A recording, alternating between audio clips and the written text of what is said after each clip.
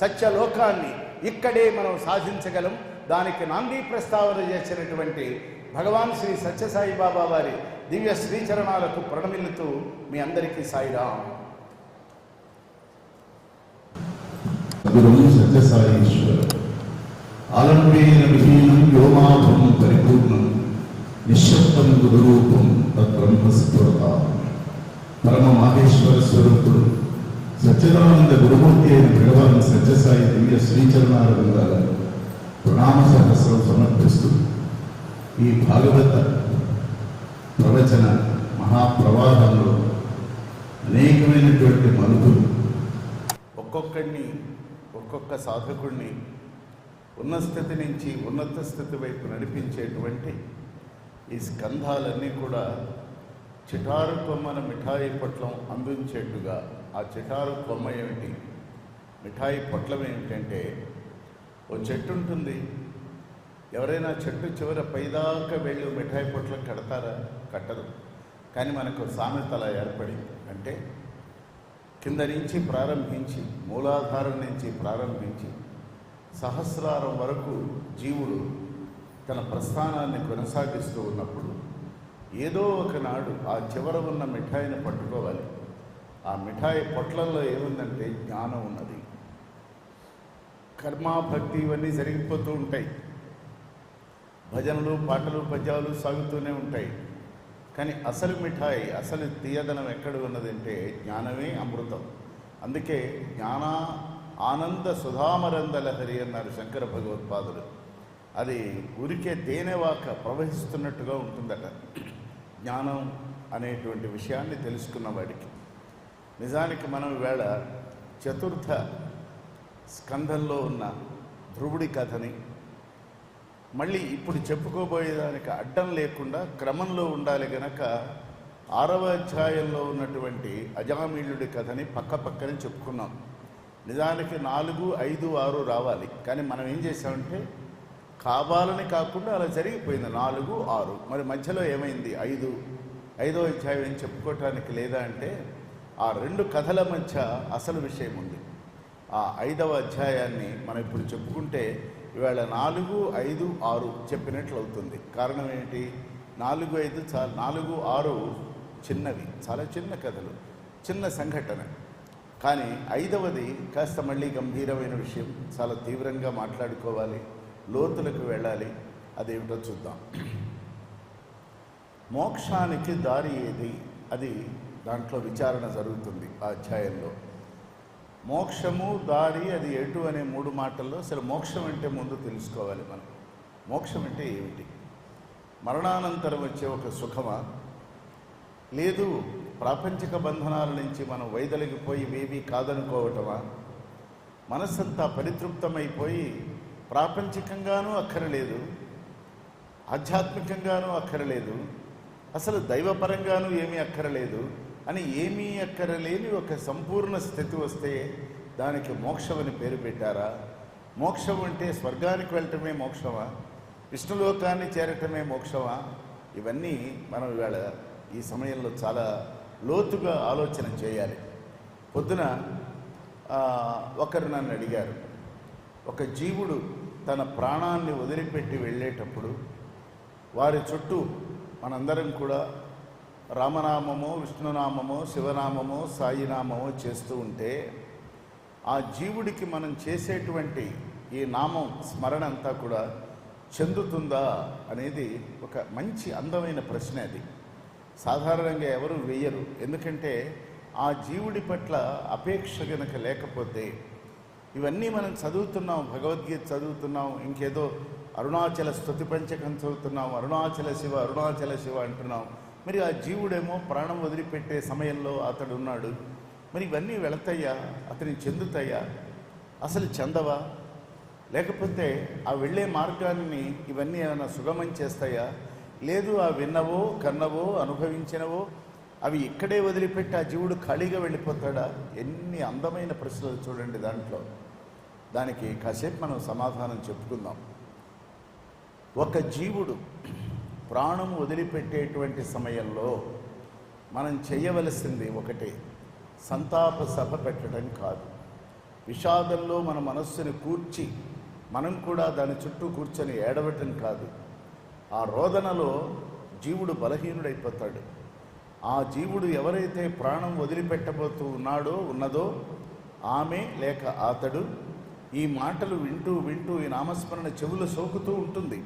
ఎక్కడో చాలా నెమ్మదిగా లీలామాత్రంగా నేను దేహం వదిలిపెట్టే వేళ కూడా నన్ను భగవంతుడు వదిలిపెట్టలేదనే విశ్వాసం వాళ్ళకు కలుగుతుంది. మరి అక్కడి నుంచి ఈ ఆనందం వాళ్ళ దగ్గర ఉన్నట్లయితే వాళ్ళ జీవితంలో ఎక్కడో ఆ ప్రాణం పోయే సమయంలో వాళ్ళకు కోరిక ఉంటుంది. జీవించి ఉండగా సాగని కోరిక, మిగిలిపోయిన కోరిక. ఆ మిగిలిపోయిన కోరికని కూడా మనం చేసేటువంటి నామస్మరణతో అది కూడా ఆ కోరిక కూడా నశించిపోయి కేవలము నామస్మరణము అనేటువంటి ఆ నౌకలో నామి ఎవరు అంటే భగవంతుడు, నావికుడు ఎవరు అంటే నామము, నడిపేవాడు నామము. ఆ క్షణంలో వెళుతున్నవాడు ఎవరు? ఆ జీవుడు. చక్కగా ఆ నామం అనేటువంటి పడవలో కూర్చొని ఈవలిగట్టు నుంచి ఆవలిగట్టుకు వెళుతున్నప్పుడు, ఈ చిన్న వెలుగులో నుంచి పెను వెలుగులోకి వెళుతున్నప్పుడు, ఈ ప్రపంచంలో నుంచి తన మూలస్థానమైన గోలోకానికి వెళుతున్నప్పుడు, గోలోకం అంటే మళ్ళీ ప్రత్యేకమైన లోకం కాదది, జ్ఞానలోకం వైపు మళ్ళీ వెళుతున్నప్పుడు తాను చేసిన పుణ్య చరిత్రని, తాను చేసిన పుణ్య కార్యకలాపాలని అన్నింటినీ చక్కగా నెమరు వేసుకుంటూ నా ప్రయాణానికి ఇంతమంది అద్భుతంగా నన్ను సాగనంపుతున్నారన్నటువంటి ఒకానొక ఆత్మతృప్తితో ఆ జీవుడు శరీరాన్ని వదిలిపెడతాడు. కాబట్టి ఈ అన్నవి, అనుకున్నవి, పాడినవి, ఈ మంచి మాటలు ఇవన్నీ కూడా జీవుడికి ఒక తృప్తిని, ఒక భద్రతని, ఒక పూర్ణత్వాన్ని, ఒక పవిత్రతని ఇచ్చి ఈ మాయా జగత్తులో లేదా మాయామయ జగత్తులో అనేక అనుభవాలు కలిగినప్పుడు, ఆ అనుభవాల వలన అనేకమైనటువంటి కష్ట నిష్ఠూరాలు ఏర్పడినప్పుడు, లేదా సుఖ సంతోష ఆనందాలు కలిగినప్పుడు వాటన్నింట్లో కూరుకుపోకుండా మాయావరణాన్ని విచ్ఛేదం చేయగలిగినటువంటిది నారాయణ మంత్రం, లేదా శివమంత్రం, లేదా అరుణాచల మంత్రం, లేదా సాయిరాం మంత్రం. అది ఏ మంత్రమైనా సరే. మరి ఎందుకని ఈ మంత్రానికి ఇంత బలం ఉన్నది? మంత్రాలు ఏమిటి? ఎవరన్నా రాశారా? వీటన్నింటినీ మంత్రాలు అంటున్నామంటే మననాత్రాయతే ఇది మంత్ర. మంత్రము అంటే మనం మననం చెయ్యగా ఏర్పడేదే మాట. నిజానికి ఆ మంత్రం అలా ఏర్పడినప్పుడు దానిలో కొన్ని బీజాక్షరాలు ఏర్పడతాయి. ఆ బీజాక్షరాలలో ఒక్కొక్క అక్షరానికి ఒక్కొక్క అధిష్టాత దైవత ఉంటుంది.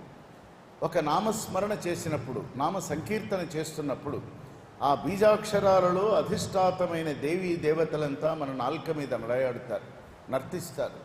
అందువలన కేవలం మనం పాట పాడటం లేదు, భజన పాడటం లేదు. ఏం చేస్తున్నామంటే ఆయా సందర్భాలకు చెందిన, ఆయా సన్నివేశానికి చెందిన, ఆయా నామరూప భావాలకు చెందినటువంటి దేవతలని మనం ఆహ్వానం చేస్తున్నాం, ఉపాసన చేస్తున్నాం. ఆ ఉపాసన బలం చేత జీవుడు సర్వసన్నద్ధుడై వెళ్తాడు. ఓ 60 ఏళ్ళు, 70 ఏళ్ళు, పోనీ 90 ఏళ్ళు, పాతకాలం వాళ్ళు 90 ఏళ్ళు, 100 ఏళ్ళు కూడా బతికిన వాళ్ళు ఉన్నారు. వాళ్ళు శరీరం వదిలిపెట్టేటప్పుడు ఏ అపేక్షలు ఉండవు. ఇది ఒక పార్శ్వం. రెండవది, ఇవేమీ లేవు అనుకుందాం. ఎవరు అతని చుట్టూ ఎవరు లేరు, ఒక్కడే ఉన్నాడు, ప్రాణం పోబోతున్నది. అతనికి నామస్మరణ చేయాలన్న స్పృహ కానీ శక్తి కానీ లేకపోయినట్లయితే అతనికి పెద్ద సహాయం పడదు. కానీ చిన్నప్పటి నుంచి గనక ఈ నామస్మరణ అలవాటు చేసుకున్నట్లయితే, భగవత్ చింతన అలవాటు గనక చేసుకున్నట్లయితే, ఆ ప్రాణ నిర్గమన వేళ, ప్రాణం పోయే వేళ అతడికి చటారుణ స్ఫురణకు వస్తుంది. వచ్చే రామ అనో, కృష్ణ అనో, ఈ గోవిందానో ఏదో ఒక పలుకు పలుకుతాడు. ఆ ఒక్క పలుకు చాలు అతన్ని వైతరణీ నదిని దాటించి, విరజానదిని దాటించి ఒక సంపూర్ణమైనటువంటి ఒక ఆనందధామంలోకి తీసుకువెళ్ళేటువంటి మహాశక్తి దేనికి ఉన్నదంటే మంత్రానికి ఉన్నది. మంత్రము అంటే నామస్మరణము, ఆ నామం ఉన్నది. ఆ నామాన్ని మనం గమనించినట్లయితే మనకి ఆ లాభం కలుగుతుంది. ఇక రెండవది, ఇది ఏదీ లేకుండా అక్కడే గనక ఓ జీవుడు, దానికి ఒక చిన్న ఉదాహరణ, ఏదో కోరిక ఉంది, ప్రాణం పోవటల్లా. చుట్టూ ఉన్న వాళ్ళు అనుకుంటున్నారు, ఈయన ఎందుకింత యాతన పడుతున్నాడు, లేదు ఈమె ఎందుకింత యాతన పడుతుంది, హాయిగా స్వేచ్ఛగా శరీరం వదిలిపెడితే బాగుండని ఆవిడ యాతన చూడలేక వీడంటాడు. ఆ అన్నప్పుడు ఆ కోరికతోనే గనక మరణించినట్లయితే ఆ కోరిక తీర్చుకోవటం కోసం మళ్ళీ జన్మ ఖచ్చితంగా ఎత్తి తీరాలి. ఇది అంటే ప్రాణ నిర్గమన వేళ మన మనస్సులో కానీ మన నాల్కపై కానీ మన లోపల కానీ ఉండవలసింది భగవంతుడి యొక్క నామము, భగవంతుడి రూపము, భగవంతుడి యొక్క భావము. ఈ మూడింట్లలో ఏదో ఒకటి. కొందరికి ఆ రూపం కనిపిస్తుంది, కనిపించి నేను వస్తున్నాను, స్వామి నన్ను తీసుకెళ్తున్నారు, లేదు రాముడు నన్ను పట్టుకెళ్తున్నాడు ఇలా అంటారు. అంటే ఏమిటి? వాళ్ళకి రూపం కనిపించింది, ప్రపంచంతో బంధనాలు తెగిపోయినాయి. నామం వినిపిస్తున్నది, ఏదో నామం వినిపిస్తూ ఉన్నది, అది ఆనందాన్ని ఇస్తున్నది, మనసంతా ఆనంద తాండవం చేస్తున్నది. ఆ జీవుడు ఉత్తమ గతులు పొందుతాడు. ఇవన్నీ హాల్ మార్క్స్. ఇవి కాకపోయినట్లయితే ఏమవుతుందంటే ఆ జీవుడు అలాగే పుడతాడు. ఉదాహరణకి భాగవతంలోనే భరతుడని ఒక ఆయన ఉన్నాడు. భరతుడు అంటే మన భారతదేశానికి చెందిన భరతుడు కాదు, ఒక ముని, చాలా నిష్ఠాగరిష్ఠుడు, అన్నీ పరిత్యజించినవాడు, పరివ్రాజకుడు. అటువంటి ఆయన ఒక రోజున తపస్సు చేసుకొని, ఇట్లాగే ఓ గోమతి నది అనుకుందాం, ఆయన ఆ నదీ పరిసర ప్రాంతానికి వెళ్ళాడు. ఊరికే ఆహ్లాదంగా ఉంది కదా, ప్రకృతి అంతా పరవశించిపోతున్నది, మనం కూడా కాసేపు అక్కడ కూర్చుందాం, నుంచుందాం.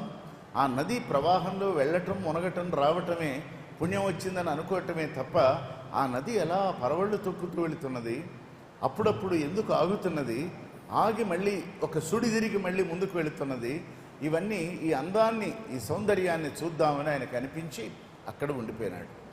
ఉన్నాడు. ఇంతలోకి అక్కడ ఒక లేడీ వచ్చింది.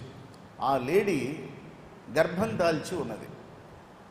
అయితే దానికి ఇంకా సమయం ఉంది ప్రసవం చేయటానికి. ఇంతలోకే ఫెళఫెళార్భటులుగా ఆకాశంలో మెరుపులు, ఉరుములు, పిడుగులు అక్కడక్కడ పడ్డాయి. ఆ శబ్దానికి లేడీ తల్లి భయపడిపోయింది. ఆ భయంతో ఒక బిడ్డని ప్రసవించింది. ప్రసవించగానే ఆ చిన్న అప్పుడే పుట్టినటువంటి చిన్న లేడీ నీళ్లలో కొట్టుకుపోవటం ఆయన కంటబడింది. ఆయన నీళ్లలోకి దూకి దాన్ని ఒడిసి పట్టుకొని నెమ్మదిగా బయటకు, అప్పుడే పుట్టింది అది, తీసుకొని వచ్చి నెమ్మదిగా తన ఆశ్రమం వైపు వెళుతున్నాడు. ఈ బిడ్డని కని, భయం వలన బిడ్డని కన్నది తల్లి మరణించింది కనుక ఈ అప్పుడే పుట్టినటువంటి బిడ్డ అనాథ అయింది, తల్లి లేనిదైంది. అప్పుడు ఈ భరతుడు అనేటువంటి ఒక ముని దానిని సాకాడు, పెంచాడు. విపరీతమైన తీవ్రమైన అభిమానాన్ని దాని పట్ల పెంచుకున్నాడు. తపస్సు వెనక్కి వెళ్ళిపోయింది, ధ్యానం వెనక్కి వెళ్ళిపోయింది, రోజు చేసుకునే అగ్ని కార్యం వెళ్ళిపోయింది, ఆత్మవిచారణ వెళ్ళిపోయింది, శాస్త్రాధ్యయనం వెళ్ళిపోయింది, మంత్ర జపాలన్నీ వెళ్ళిపోయినాయి. మరి ఏం మిగిలిందంటే ఆయనకి సర్వ ప్రపంచము ఒక లేడీ పిల్ల అయిపోయింది. రక్షించి దాన్ని కొద్ది రోజులు ఉంచి అడవిలో వదిలిపెడితే అది వేరే సంగతి, ఉన్నదే అడవిలో, పక్కన వదిలేస్తే పోయేది. కానీ ఆయన ఏం చేశారు? ప్రేమని పెంచుకున్నారు. ఎంత ప్రేమంటే తెంచుకోలేని ఒక అనుబంధాన్ని పెంచుకున్నటువంటి కారణంగా ఆ లేడీ పిల్ల ఆయనకి సర్వ ప్రపంచం అయిపోయింది. సరే, మరి తీవ్ర అధ్యయనం చేశాడు మహాత్ముడు, మామూలు వాడు కాదు, భరత ముని ఆయనకి మరి ఆయన కూడా శరీరం వదిలిపెట్టాలి. ఆ సమయం వచ్చింది. సమయం వచ్చినప్పుడు ఆయన దిగులు పడ్డదల్లా ఒకటే, నేను పోతే ఈ లేడి పిల్లని ఎవరో వేటగాడు వచ్చి చంపేస్తాడేమో, ఏ పులి వచ్చి వేటాడి మింగుతుందేమో, ఇంతగా పెంచినది ఇది ఏమైపోతుందో అనేటువంటి ఒక వ్యాపకంలో మనస్సు పడిపోయింది. మరణించాడు. ఆయన దేహం వదిలేశాడు. మళ్ళీ ఏ జన్మ ఎత్తాడో తెలిసినా మళ్ళీ ఒక లేడీ అయి జన్మ ఎత్తాడు. ఇది భాగవత ప్రమాణం. అంటే మనం కూడా ఇప్పటి నుంచి ఎప్పుడో రోజు అది రాక తప్పదు. అది ఎట్లా వస్తుందో, ఏ రూపంలో వస్తుందో ఎవరికీ తెలియదు. కానీ మనస్సుని ఆయత్తం చేయాలి. ఏనుగు ఎవరికి లొంగుతుంది? మావటివాడికి లొంగుతుందా? మనుషులకి లొంగుతుందా? గొలుసులకి లొంగుతుందా? కట్టుతాళ్లకి లొంగుతుందా? అంటే ఒక చిన్న అంకుశానికి లొంగిపోతుంది. మనస్సు కూడా ఒక మంత్రంతో లొంగిపోతుంది. అందుకనే ప్రతిరోజు మనం ఏదో ఒక మంత్రం, అది అష్టాక్షరి నారాయణ మంత్రమా, లేకపోతే పంచాక్షరి ఓం నమ శివాయ, లేకపోతే అవేమీ కాదు ఓం శ్రీ సాయిరామ, మీ ఇష్టం. ఏమీ లేకపోతే ఒట్టి ఓం కనుక అనుకోగలిగినట్లయితే ఎప్పుడైనా ప్రాణం అనేది పోతే ఆ రోజు వస్తే మనకి ఈశ్వర కృప ఉంటే తప్ప ఆ తలపులు కలగవు.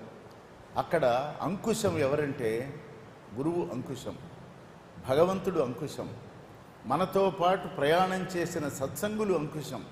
సత్సాంగత్యము అనుగ్రహించినటువంటి వారందరూ కూడా ఆ ప్రాణ నిర్గమన వేళ మనకి దారి చూపిస్తారు. కనుక ఆ ప్రాణం వదిలేటప్పుడు ఈ రెండు ప్రశ్నలు పొంతన ఉన్నవి, అవి మామూలుగా వేసిన ప్రశ్నలు కావు.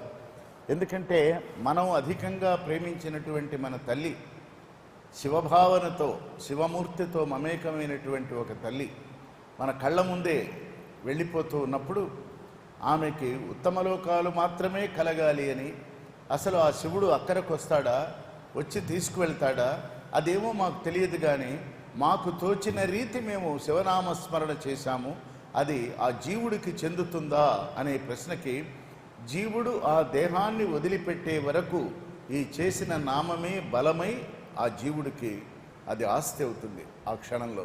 అదే ఎప్పటికీ చెదరని కదలని ఒక అద్భుతమైనటువంటి ఆధ్యాత్మ సంపద. కాబట్టి ఆ సంపదని సంపాదించుకోవాలి అంటే మన దగ్గర ఒక వస్తువు ఉన్నది. ఆ వస్తువు పేరు మనస్సు. ఈ మనస్సు అనేక విధాల వర్ణించబడింది. దీనికి అనేక రూపాలు ఉన్నాయి, అనేక శక్తులు ఉన్నాయి, అనేక పార్శ్వాలు ఉన్నాయి. మరి ఈ మనస్సు ఆలోచనలో నుంచి పుడుతుంది. అన్ని ఆలోచనలు కలిస్తే ఒక మనస్సు అవుతున్నది. మనం మనస్సులో నుంచి ఆలోచన వచ్చింది అంటాం, తప్పది. అన్ని ఆలోచనలు కలిపితే ఒక మనస్సు అవుతున్నది. ఇది గుర్తుపెట్టుకోవాలి. నా మనస్సులో నుంచి వచ్చిన ఆలోచన మీకు చెప్పాను, నా మనస్సులో నుంచి వచ్చిన భావం మీకు చెప్పాను. లేదు, మీ భావం ద్వారా మనస్సు పుడుతుంది, మీ ఆలోచన ద్వారా మాత్రమే మనస్సు పుడుతుంది. మరి ఆలోచన ఎక్కడి నుంచి పుట్టింది? సంస్కారంలో నుంచి పుట్టింది. ఈ సంస్కారం ఎక్కడి నుంచి వచ్చిందంటే జననాంతర సౌహృదాన్ని, అనేక జన్మలలో ఎక్కడో ఎప్పుడో ఏర్పడి అనేకమైన జన్మలు ఎత్తి రాగా ఒక సంస్కారం అనేది ఏర్పడింది.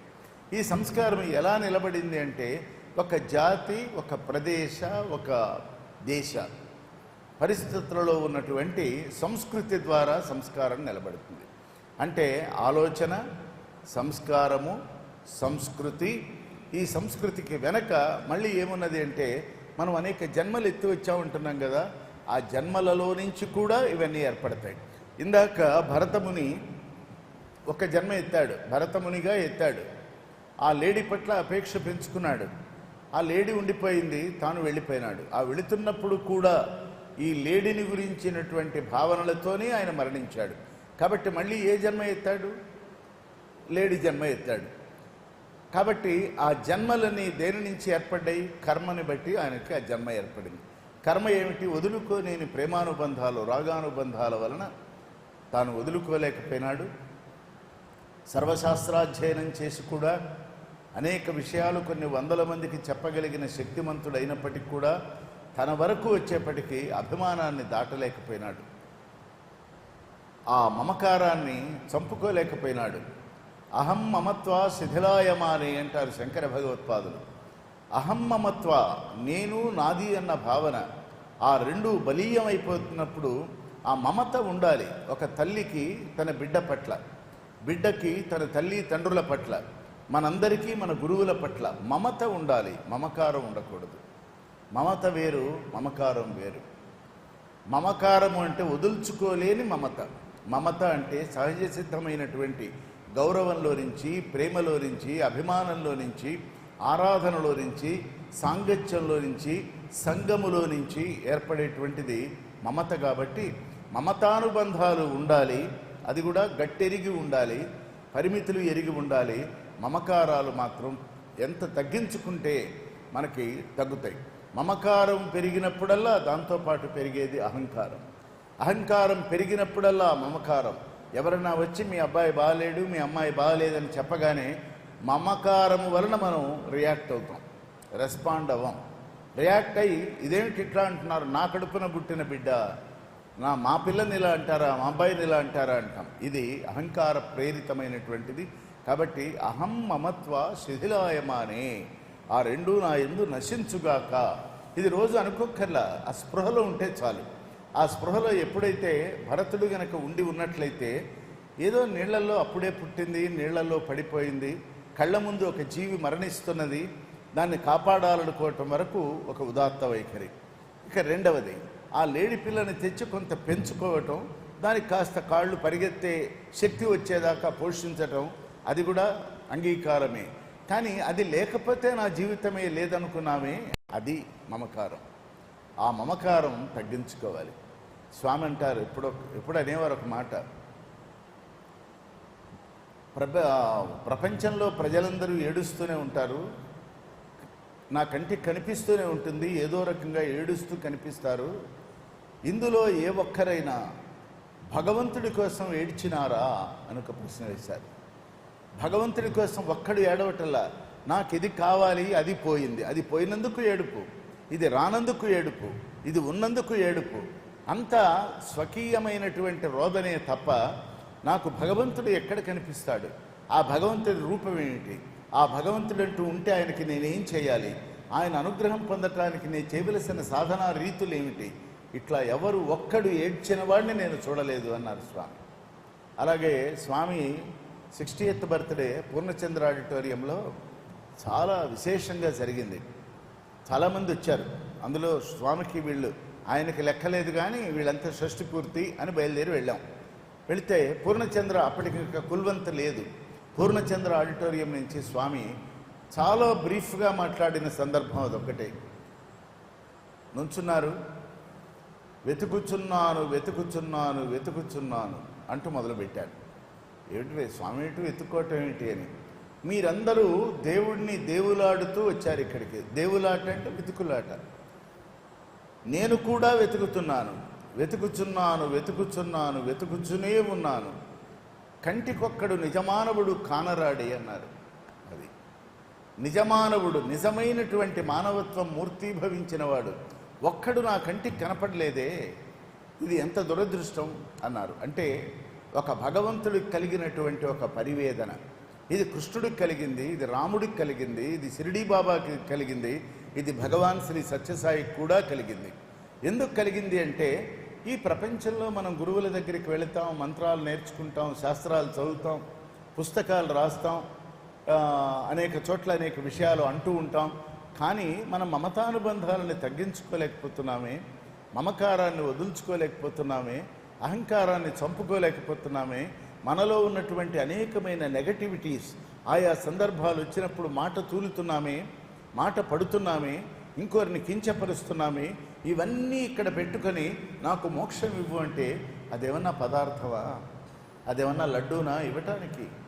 మరి ఏం చేయాలి? ఈ ప్రపంచం, ఈ మనస్సు 2 విధాలు ఏర్పడుతుంది. ఒక అవిద్యతో, అస్పష్టతతో, అనాచారంతో, అహంకారంతో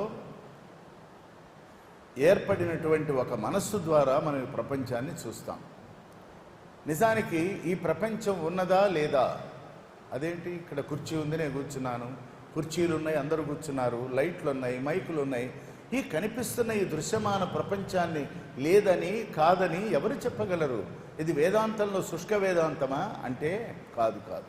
శంకర భగవత్పాదులు దీనిని ఒక కోటి గ్రంథాలలో చెప్పవలసిన విషయాన్ని నేను ఒక అర్ధ శ్లోకంలో చెప్తానన్నారు. శ్లోకంలో కూడా సగమే. ఆ సగం ఏమిటంటే, ఈ జగత్తు మిథ్య, బ్రహ్మ సత్యం, అంతే. దీన్ని ఆలోచించండి అన్నారు. నిజానికి అది కోటి గ్రంథాలు చదివినా తెలియని విషయం. ఆ అర్ధశ్లోకి అని ఉంటుంది, దాంట్లో జగత్తు మిథ్య. మిథ్య అంటే వీళ్ళందరూ కూడా, సనాతనవాదులు కూడా, హేతువాదులు కూడా, లేకపోతే ఇంకెవరో చదవని వారు కూడా ఏమంటారంటే, శంకర భగవత్పాదులు ఇలా చెప్తారేమిటండి, ప్రపంచం కనపడుతుంటే లేదనుకో అంటారేమిటి, లేదంటారేమిటి అని అంటే, ఆయన లేదు అనలేదు, జగత్ నాస్తి అనలేదుగా, జగన్నాస్తి అనలేదుగా, జగత్తు మిథ్య అన్నారు. మిథ్య అంటే శాశ్వతంగా ఉన్నట్లు కనిపించేది మిథ్య. మనం ఇక్కడి నుంచి అక్కడికో 100 కిలోమీటర్ల ప్రయాణం కారులో వెళ్తుంటాం. మంచి ఎండాకాలం, రోడ్డు సిమెంట్ రోడ్డు, తారు రోడ్డు అనుకుందాం, రోడ్డు మీద వెళ్తుంటాం. దాహం వేస్తూ ఉంటుంది కారులో కూర్చున్న మనకి, నీళ్ళు ఎక్కడా లేవు. కానీ ఆ ఎదురుగ్గా వెళుతూ ఉంటే ఎండమావులు కనిపిస్తూ ఉంటాయి. ఆ ఎండమావులన్నీ నీళ్లున్నట్లుగా భ్రమింపజేస్తాయి. పోనీ కారు ఆపితే ఎండమావి మాయమైపోతుంది, కారు నడిపితే ఎండమావి బయటకు వస్తుంది. ఆ ఎండ వలన కలిగిన మావి అంటే మాయ. ఎండ వలన కలిగిన ఆ మావిలో నీళ్లు ఎక్కడి నుంచి వస్తాయి? ఎండలో నీళ్లు ఉంటాయా? రోడ్డు మీద మనతో పాటు నది ఏమన్నా ప్రవహిస్తున్నదా? కానీ బుద్ధిజీవుడు కానివాడు, బద్ధజీవుడైనటువంటి వాడు ఎండమావి వెంట పరిగెత్తి పరిగెత్తి పరిగెత్తి ఎక్కడో దాహం తీరక స్పృహ తప్పిపోతాడు. ఇది కూడా, ఈ జగత్తు కూడా అట్లాగే ఉంటుంది. ఇది ఒక విరాన్మూర్తి యొక్క స్వరూపంగా మనం భావన చేసినట్లయితే జగత్తు ఉన్నదా లేదా? ఉన్నది అనుకున్న వాడికి ఇదే ఉన్నది. లేదు అనుకున్నటువంటి స్పిరిచువల్లీ ఎలివేటెడ్ పర్సనాలిటీని అడగండి, స్వామిని వెళ్ళి అడగండి, స్వామి ఈ జగత్తు ఉన్నదా అంటే, ఈ జగత్తు ఉన్నదా అంటే ఇప్పుడు కనిపిస్తూ ఉన్నది, కానీ ఇది ఇట్లాగే ఉండొచ్చు ఉండకపోవచ్చు. మనకు 6 ఋతువులు ఉన్నాయి. 6 ఋతువుల్లో ఒక్కొక్క ఋతువు నుంచి ఇంకో ఋతువుకి మారినప్పుడల్లా ప్రకృతి మారిపోతుంది. శిశిర ఋతువు రాగానే ఆకులు రాలిపోతాయి, వసంతం రాగానే ఆకులు మళ్ళీ మోసులెత్తుతాయి, మళ్ళీ హేమంత కాలంలో ప్రశాంతంగా ఉంటాయి, మంచు బిందువులు అన్నింటినీ పట్టుకొని ఉంటాయి. ఇదంతా దృశ్యం చూడటానికి మాత్రమే ఉన్నది తప్ప ఇది నిరంతరము మార్పు చెందుతూనే ఉన్నది. ప్రపంచాన్ని, చెట్టుని వదిలిపెట్టండి, మన దేహాన్ని తీసుకోండి. తల్లి గర్భంలో మనం చిన్న పిండంగా ఉన్నాం. ఆ పిండము ముందు అండము, ఆ అండము నెమ్మదిగా పిండమైంది, ఆ పిండము నెమ్మదిగా శిశువాకృతి దాల్చింది. తల్లి గర్భాలయంలో నుంచి జీవుడు బయటకు వచ్చాడు. వచ్చినప్పుడు వాడికి అవయవాలన్నీ అప్పటికి రూపుదిద్దుకొని ఉన్నాయి, కానీ పరిగెత్తలేడు, పాలడగలేడు, ఇది కావాలనలేడు. కానీ నెమ్మది నెమ్మదిగా ఆ రూపం మారుతున్నప్పుడల్లా వాడు బాలుడో బాలికో అయి ఒక్కసారి కెవ్వున కేక వేసి ఒక సిగ్నల్ ఇస్తాడు, నాకు ఆకలి అవుతుంది అని. ఈ ఆకలి, దాంతో ఏర్పడేటువంటి అనేకమైనవన్నీ కూడా వాడికి నెమ్మదిగా ఎవరు అలవాటు చేయకుండానే ఏర్పడిపోతాయి. జీవుడు నెమ్మది నెమ్మదిగా ప్రవర్ధమానమవుతాడు, బాలుడవుతాడు, నడక నేరుస్తాడు, మాట నేరుస్తాడు. ఇందులో ఎవరి ప్రమేయం ఉన్నది? ఎవరైనా ఇవన్నీ చేశారా? మనకెవరన్నా మాటలు నేర్పారా? నువ్వు ఇలా నడవాలి, అలా నడవాలని ఎవరన్నా చెప్పారా? జరుగుతూ ఉంటాయి. కాబట్టి మనలోనే మనకు 80-90 ఏళ్ళు వచ్చేప్పటికీ మన రూపమే మారిపోతుంది. ఇవాళ ఉన్నట్లుగా అప్పుడు ఉండం, ఇదివరకు ఉన్నట్లుగా ఇప్పుడు లేము. కాబట్టి ఈ సహజమైనటువంటి పరిణామక్రమంలో ఈ జగత్తు నిరంతరము మార్పు చెందేది. ఈ జగత్తు మార్పు చెందుతూ ఇది సత్యమని అనిపిస్తుంది. అది ఓ మామిడి చెట్టు వేస్తాం, ఆ మామిడి చెట్టు ఉంటుంది ఓ 50 ఏళ్ళో 60 ఏళ్ళో. ఆ మామిడి చెట్టు పెరగటం చూసిన తాతగారు ఉండడు, పెరిగిన తర్వాత కాయలు కోసుకున్న మనవడు ఉండడు, కానీ చెట్టు ఉండిపోతుంది. జీవుడు ఉండడు, జగత్తు ఉంటుంది. ఇది కాబట్టి జగత్తు ఎప్పుడూ కాన్స్టెంట్ ఫ్యాక్టర్, కానీ అది నిరంతరము మార్పు చెందుతూ ఉంటుంది. ఆ మార్పు చెందుతున్నది అనేటువంటి స్పృహ ఉండటమే జ్ఞానంలో మొదటి మెట్టు. ఇది మార్పు చెందదు. అన్ని ఋతువులలో వసంతంలాగా ఉండాలి, అన్ని ఋతువులలో పూలు పూయాలి, అన్ని ఋతువులలో కాయలు కాయాలి అంటే అది ప్రకృతికి విరుద్ధమైనటువంటి సూత్రం. అలా జరగదు. ఒక చెట్టు ఉంటుంది, మామిడి చెట్టు, అది బాగా పూత పూసింది, చాలా విపరీతంగా పూత పూసింది. ఆ యజమాని అనుకుంటాడు, ఈ సంవత్సరం కొన్ని 100 మామిడి పళ్ళు రేపు నేను తీసుకోబోతున్నాను, దింపబోతున్నాను, వాళ్ళ భాష, పండు దింపబోతున్నాను అంటాడు. అనుకుంటున్నాడో లేదో 2 రోజులకి పెద్ద పెను గాలి వస్తుంది. ఏవి కొమ్మకి అంటుకోకుండా ఉన్నాయో అవన్నీ వాడి కళ్ళ ముందు రాలిపోతాయి. ఓ 30% రాలిపోతాయి. పోనీలే పోయినా 70% ఉందని ఉంటాడు. ఇంతలోకి ఏదో మంచు కమ్ముతుంది, దాంట్లో కొన్ని పోతాయి. తర్వాత ఇంకేదో అవుతుంది, ఏదో చీడ వస్తుంది, దాంట్లో కొంత పోతాయి. కొన్ని అసలు పరిణామం చెందవు, కాయగానే మారవు. ఒకవేళ కాయగా మారినా సరైన ఆకారంతో రావు. తర్వాత పండుతాయి, కొన్ని పండుతాయి, కొన్ని రాలుతాయి, కొన్ని ఎవరో కోసుకుపోతారు, కొన్ని ఎండిపోతాయి. చివరికి మిగిలేదేమిటి అని ప్రశ్న వేసుకుంటే ఏది మనకి అందవలసి ఉన్నదో అది మాత్రమే పరమేశ్వరుడు మనకిస్తాడు. ఏది మనకు ప్రాప్తమో అది మాత్రమే లభిస్తుంది. మనం ఏం కోరుకోవాలంటే ఇది కావాలి అది కావాలని కోరుకోకూడదు. మరి ఏం చేయాలి? కోరుకోకపోతే ఇవన్నీ ఎలా వస్తాయి? కొన్ని కోరుకో. ఎట్లా కోరుకోవాలి? ఎట్లా ఆనందపడాలంటే నీ చేతికి ఏది అందిందో అది పరమేశ్వర ప్రసాదంగా భావన చేయి. నీవు కావాలన్నదంతా కల్పవృక్షము ఇవ్వదు, కామధేనువు ఇవ్వదు, పరమాత్మ కూడా ఇవ్వడు. ఏమి ఇస్తే మనకు ఆనందం కలుగుతుందో, ఎంత ఇస్తే దాన్ని మనం కాపాడుకోగలమో, మన శక్తి ఏమిటో దానిని బట్టి సంపద అయినా ఇస్తాడు, కీర్తి అయినా ఇస్తాడు. అక్కరలేని వాడికి కీర్తిని ఇవ్వడు, వాడికి అపకీర్తిని ఇస్తాడు. కీర్తి ఇవ్వవలసిన వాడికి ఇవ్వవలసినంత ఇస్తాడు. ఐశ్వర్యం ఎవరికి ఇవ్వాలో వాడికి ఇస్తారు. ఎంత ఇవ్వాలో ఇదంతా కూడా ఇట్స్ అ మెజర్డ్గా ఉండేటువంటి ఒక దివ్యమైనటువంటి విధానం. కాబట్టి అవిద్యతో కూడిన మనస్సు వలన ఈ జగత్తు ఉంటుంది అనేటువంటి భ్రాంతి వలన జీవుడు ఇక్కడ యాతన పడుతూ ఉంటాడు. ఈ యాతనలో నుంచి మోక్షం వైపు వెళ్ళాలి. ఇది కదా అసలు ప్రశ్న. ఇప్పుడు మనందరం ఎవరిని అడిగినా మోక్షం కావాలి, నాకు ఈ జన్మ అక్కర్లేదు అంటాడు. ఇది చాలా చూసామండి. ఇంకా నాకు ఇది జన్మే అక్కర్లేదు, మీరు ఎట్లాగైనా స్వామికి చెప్పండి నాకు జన్మ లేకుండా చేయమని అడుగుతూ ఉంటారు. అమాయకంగా అడుగుతారు. స్వామి కూడా దాని మీద ఎటువంటి ప్రమాణం చేయలేదు. అసలు మీ కర్మలకు నేను బాధ్యుడిని కాదన్నారు ఆయన. మీ కర్మలు గనక ఏర్పడినట్లయితే, ఇబ్బందులు ఏర్పడినట్లయితే, కష్టాలు వచ్చినట్లయితే దాన్ని మీరు కర్మనిష్టగా మార్చుకోండి. దాన్ని అధిగమించడానికి ఏం చేయాలో చెయ్యండి. మీకు కావలసినటువంటి సహాయ సంపత్తులన్నీ కూడా దైవం అనేక విధాల మీకు సమకూరుస్తాడు తప్ప నీ కష్టం రాగానే దాన్ని తీసేసి పక్కన పెట్టడు. ఒకసారి ప్రశాంతి నిలయంలో ఒక ఆయన ఒక 1 month క్రితం ఒక ఉత్తరం ఇచ్చి వెళ్ళాడు. చాలా విపత్కరమైన పరిస్థితి. స్వామి ఉత్తరం తీసుకున్నారు. 1 నెల అయిన తర్వాత ఆయన వచ్చారు, ప్రశాంతి నిలయానికి వచ్చారు. 2వ ఉత్తరం రాసుకొని వచ్చాడు. 2వ ఉత్తరం స్వామి తీసుకోలే.